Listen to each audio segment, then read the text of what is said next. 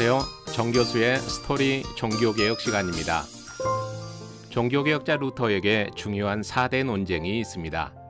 하이델베르크 논쟁, 라이프치히 논쟁, 자유의지 논쟁, 그리고 마르부르크 논쟁이지요. 4개의 논쟁 모두 성격이 다릅니다. 하이델베르크 논쟁은 소속된 수도회의 요청으로 행한 것이고요. 라이프치히 논쟁은 카톨릭과의 논쟁이지요. 자유의지 논쟁은 인문주의자 에라스무스와 했고요. 서로 만나지 않고 책을 통해서 이루어졌습니다. 마지막 마르부르크 논쟁은 취리히의 종교개혁자 쯔빙글리와 했지요. 오늘은 하이델베르크 논쟁을 소개합니다. 독일의 하이델베르크는 네카 강변에 자리하고 있습니다. 성과 도시의 조화로 빼어난 자태를 지니고 있지요. 세계의 관광객이 연중 문전성시를 이루는 유명 도시입니다. 영화 황태자의 첫사랑으로도 잘 알려져 있지요. 고성에서 바라본 시내는 네카강과 어울려 한 폭의 그림과 같습니다. 시내 중심에 있는 저 교회가 성령교회인데요. 루터로 인해 개신교회가 되었습니다. 이곳 하이델베르크가 어떻게 루터와 연관이 될까 싶은데 깊은 연관성이 있습니다. 루터는 1518년 이곳에서 소위 하이델베르크 논쟁을 진행했고 그 유명한 십자가 신학과 영광의 신학이 등장했습니다. 95개조 면죄부 환방 논제를 비텐베르크 성교회에 내건 지 6개월 만의 일이지요. 6개월 전 1517년 10월 31일은 무명의 루터가 독일의 루터로 부상한 시점입니다. 루터는 중세 가톨릭의 돈벌이 효자 상품 면죄부 판매에 직격탄을 날렸지요. 95개 논제를 게시해서 면죄부가 구원을 준다고 가르치는 사람이나 구매하는 사람 모두 영원히 저주받을 것이라며 그것은 속임수요 종교적 사기임을 강도 높게 비판했습니다. 95개 논제는 인쇄술의 도움으로 유럽 전역으로 확산되었지요. 그리고 루터 역시 화제의 중심 인물로 떠올랐습니다. 가장 민감한 반응을 보인 것은 면죄부 사업의 근원지 교황청이었습니다. 당시 교황 레오 10세는 루터에 대한 조사를 명했지요. 그가 누구인지 신분과 국적, 직업 및 소속 등이 밝혀졌습니다. 루터는 독일 비텐베르크 대학에서 성서학을 가르치는 교수로서 아우구스티누스 엄수파 소속의 신부임이 밝혀졌지요. 교황은 아우구스티누스 엄수파 본부에 지시를 내렸습니다. 루터라는 자가 독일 비텐베르크에서 교회를 어지럽히고 있어 우려가 되니 입을 다물게 하라는 것이었지요. 아우구스티누스 엄수파 개혁회의는 3년마다 열리는데요. 1512년에는 쾰른에서, 1515년에는 고타에서, 그리고 1518년 4월에는 이곳 하이델베르크에서 회의 개최를 앞두고 있었습니다.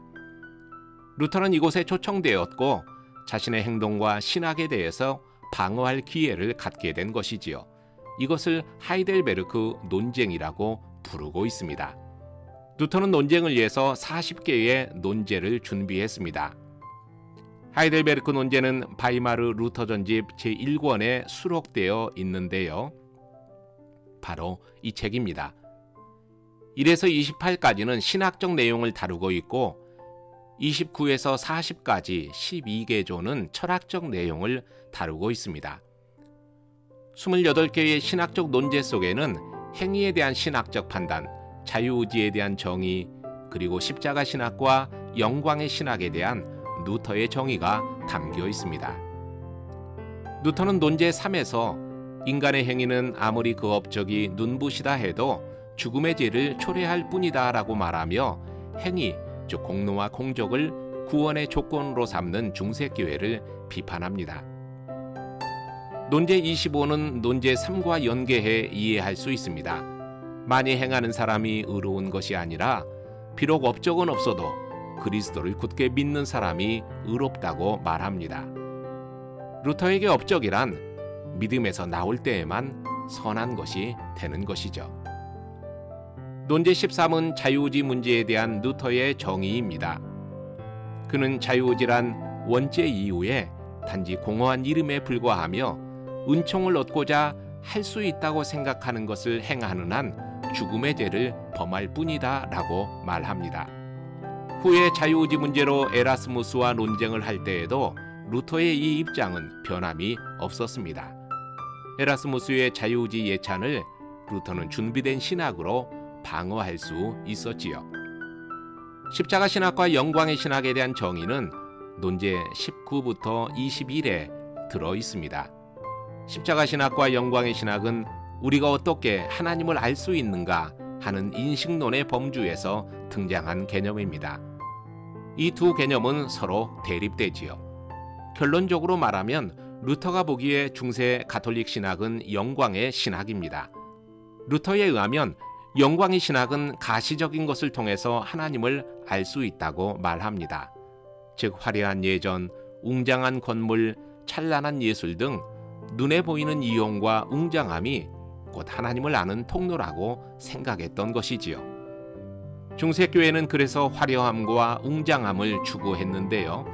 루터가 보기에 이 모든 것은 영광의 신학일 뿐이었지요. 루터는 오직 십자가만이 우리의 신학이다 말하고 말합니다. 하나님을 아는 길은 그리스도의 고난과 십자가 뿐이지요. 눈에 보이는 십자가는 실패, 절망, 죽음, 수치의 상징이나 그 십자가 너머에 하나님의 승리와 구속의 성취와 생명과 희망이 있고 이것을 보는 사람이 진정한 신학자라는 것입니다.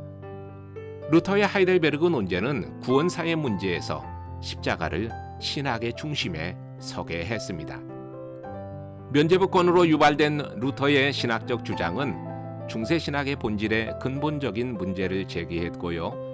그 자리에 참여한 많은 사람들에게 커다란 감명을 주었습니다. 마르틴 부처, 요하네스 브렌츠, 제바스티안 프랑크, 에르하르트 슈네프, 마르틴 프레이트 등 젊은 인재들이 루터 편에 서게 되는 분기점이 되었지요. 루터의 답변을 들은 아우구스티누스 수도회는 루터가 옳다며 전폭적으로 지지했습니다. 하이델베르크 시내 중심에 있는 성령교회는 이때부터 루터 편에 가세했지요. 성령교회에 들어가 보겠습니다. 14, 15세기에 지어졌는데요. 매우 환상적인 색채를 지니고 있습니다. 가톨릭으로 남겠다며 반발한 신자들도 있었는데요. 지금은 예수의 성당인 예수 성당을 지어 가톨릭으로 남았습니다. 루터의 하이델베르그 논쟁을 기념하는 원판이 있는데요. 지금의 대학광장 바닥에 설치되어 있습니다.